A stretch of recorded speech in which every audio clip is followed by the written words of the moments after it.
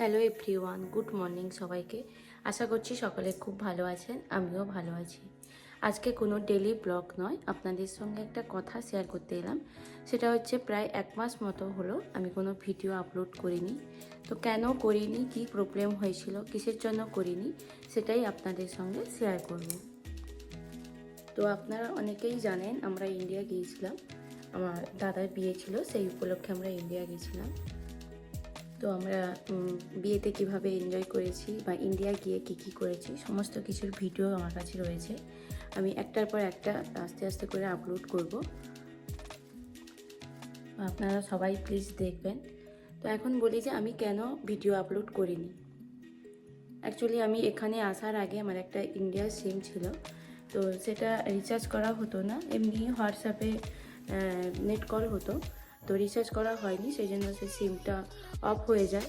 তারপর আমি এখানে আইফোন নিই, তো সেটাই ইউজ করা হতো। ওই ফোনটা আর তেমনভাবে ইউজ করা হতো না।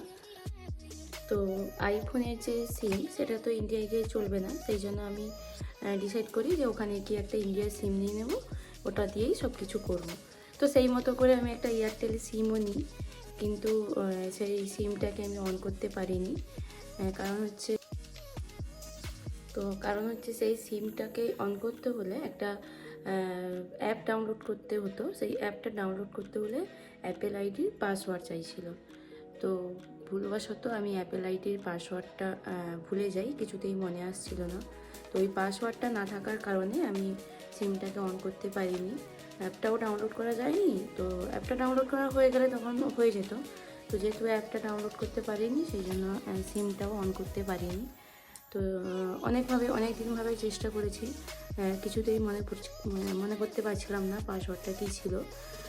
তো সেই জন্য সিমটা আমি অন করতে পারিনি, আর সেই কারণে আমি কোনো ভিডিও আপলোডও করতে পারিনি।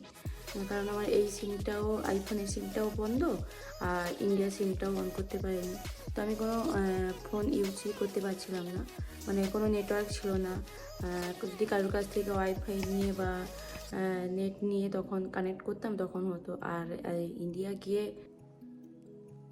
আর বাড়িতেও কোনো ওয়াইফাই ছিল না, তো সেই জন্য আর নেট কানেক্ট করতে পারিনি। তার উপর আবার ইন্ডিয়া গিয়ে এত হইচই, এত মজা, এত লোকজনের ভিড়ভাট্টার মধ্যে আর ভিডিও এডিট করাও হয়নি, আর ভিডিও কোনো আপলোড করা হয়নি। তো এতদিন আমি কোনো ভিডিও আপলোড করতে পারিনি, তার জন্য আমি সত্যিই খুব দুঃখিত। তো এবার থেকে চেষ্টা করব কন্টিনিউ ভিডিও আপলোড করার।